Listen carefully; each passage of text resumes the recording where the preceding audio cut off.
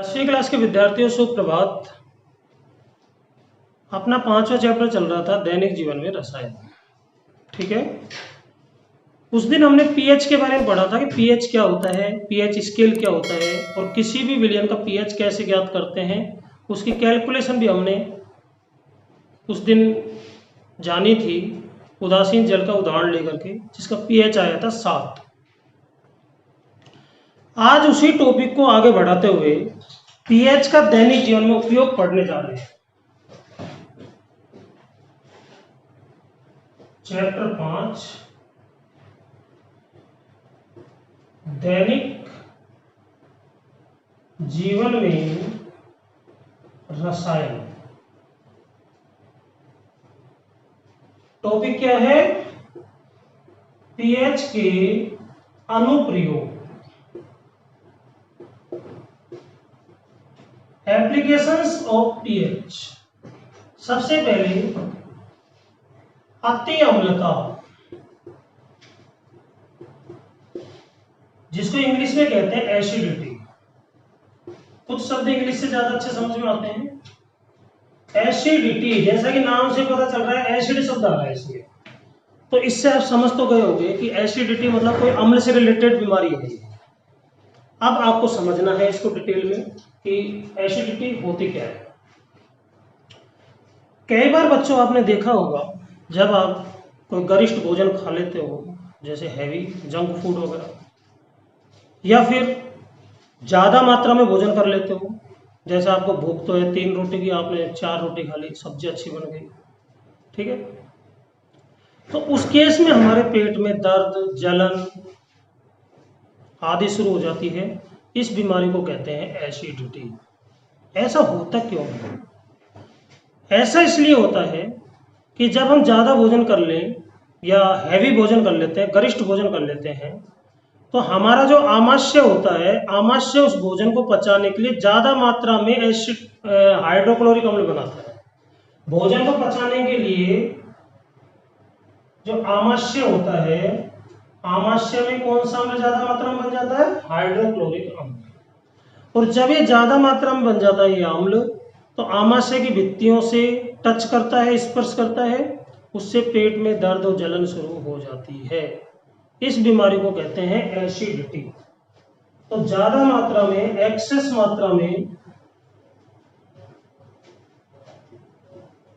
यानी कि HCl आधिक्य मात्रा में, ज्यादा मात्रा में जब बन जाता है तो पेट में क्या होने लगता है? दर्द और जलन।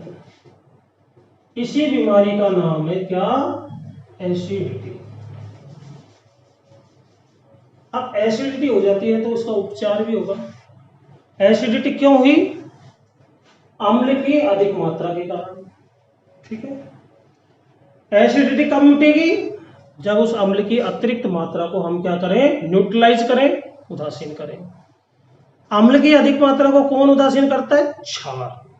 ये पहले बता दिया था, उदासीनीकरण अभिक्रिया के अंदर आ गया था कि अम्ल और क्षार की निश्चित मात्रा मिलाने पर वो एक दूसरे के प्रभाव को समाप्त कर देते हैं और लवण और जल बना लेते हैं।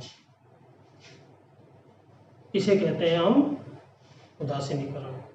तो अम्ल जब ज्यादा मात्रा में बन गया, हाइड्रोक्लोरिक अम्ल, तो इसको उदासीन करना जरूरी है। उदासीन कौन करेगा? क्षार। तो उपचार क्या है? दुर्बल क्षारक, जैसे MgOH का होल ट्वाइस का उपयोग, अर्थात एसिडिटी को खत्म करना है तो दुर्बल क्षारक, प्रबल नहीं। कभी कास्टिक सोडा ले लो फंकी, वो तो पूरा जला देगा मुख से लेकर आमाशय तक। दुर्बल, जो नुकसान नहीं करे और अम्ल के प्रभाव को समाप्त कर दे। तो MgOH का होल ट्वाइस, जिसको एंटासिड भी कहते हैं, इसकी खुराक ली जाती है। ये क्या करेगा? अम्ल की अतिरिक्त मात्रा को प्रभावहीन बना देगा, उदासीन बना देगा। जैसे इसकी अभिक्रिया लिखें तो HCl प्लस MgOH का होल ट्वाइस Mg किससे क्रिया करेगा? Cl से। धनात्मक ऋणात्मक मूलक संयोग करेंगे तो MgCl2 plus MgCl2 plus H और OH मिलकर क्या बनाएंगे? H2। तो बन गया लवण और जल। तो ये जो अम्ल की अतिरिक्त मात्रा बनी थी इसको एंटासिड MgOH के होल ट्वाइस ने उदासीन कर दिया और लवण और जल बदल दिया। अब अम्ल की अतिरिक्त मात्रा खत्म हो गई, समझ लो एसिडिटी भी खत्म हो गई। ठीक है, इस तरह से एसिडिटी का उपचार किया जाता है। दूसरा इसका अनुप्रयोग है दंत क्षय।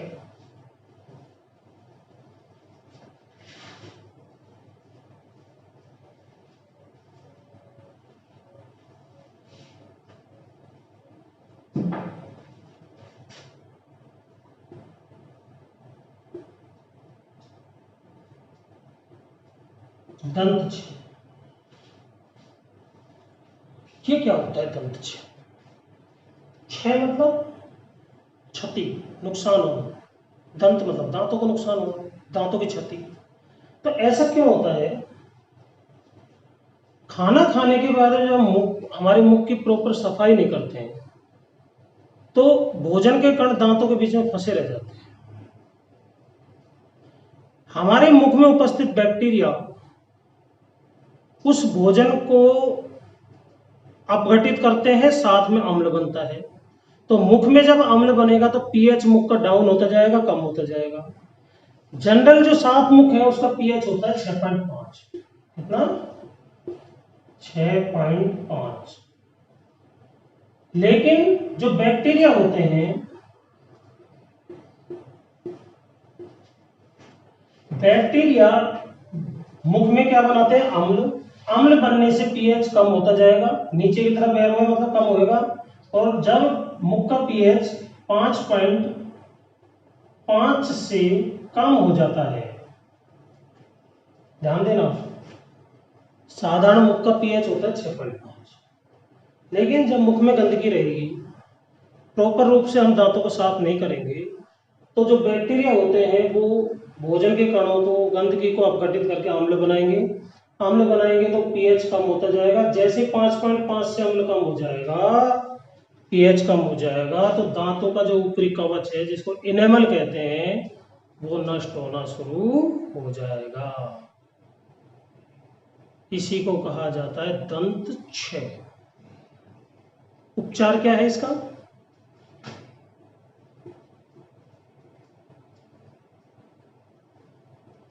क्षारीय दंत मंजन का प्रयोग करें।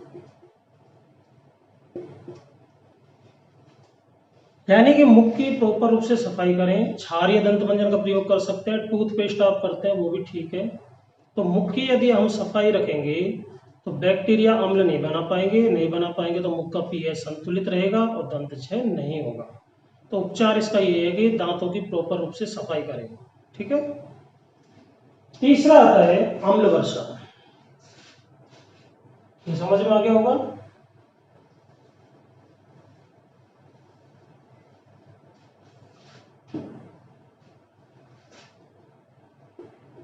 अम्ल वर्षा, एसिड रेन।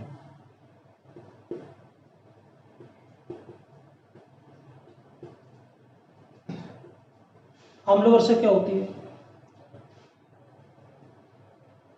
तरह तरह के प्रदूषकों के कारण, प्रदूषक मतलब वे पदार्थ जो वायु प्रदूषण के लिए उत्तरदायी हैं, जैसे धुआं, जहरीली गैस, कार्बन मोनोऑक्साइड वगैरह वगैरह। तो प्रदूषकों के कारण जो वायुमंडल के अंदर जल की बूंदें होती है जो बारिश के रूप में नीचे आती है, उनका पीएच कम होता जाता है। और जब जल का पीएच, बारिश के जल का पीएच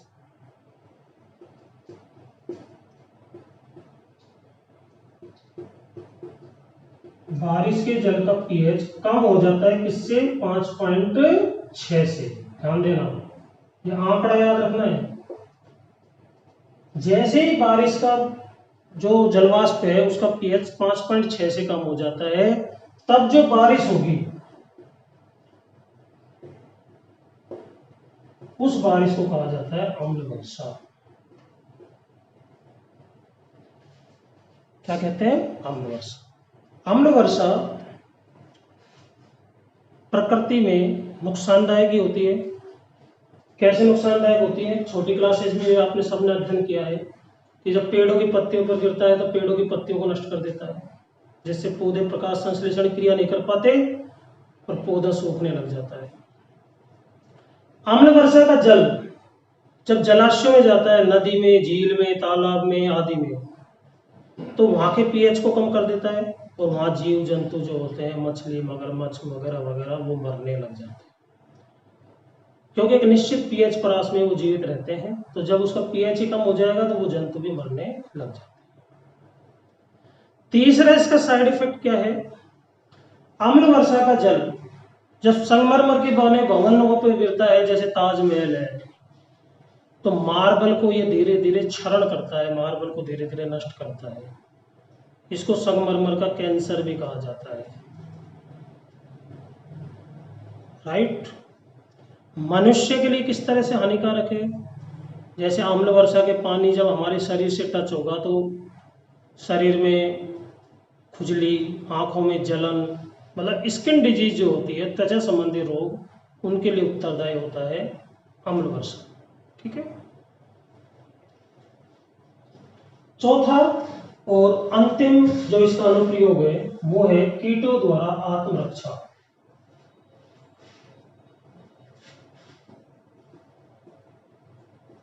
कीटों द्वारा आत्मरक्षा, ये चौथा और लास्ट पॉइंट किसका? पीएच के अनुप्रयोग। आपने देखा होगा कई बार जो मधुमक्खी वगैरह होती है डंक मार देती है, तो डंक वाले स्थान पर बहुत ज्यादा दर्द, जलन, सूजन आ जाता है। आज हम इसका साइंटिफिक रीजन समझेंगे कि मधुमक्खी ने ऐसा क्या चीज हमारे त्वचा के अंदर इंजेक्ट किया है जिसके कारण ऐसा हुआ। मधुमक्खी के डंक में, नेटल के कांटे में, नेटल एक जंगली पौधा होता है, उसमें कांटे आते हैं, जो कांटा चुभता है तो ऐसे दर्द होता है जैसे मधुमक्खी के डंक मारने से। कई चींटियां भी होती है, उनमें भी, इनमें फार्मिक अम्ल पाया जाता है।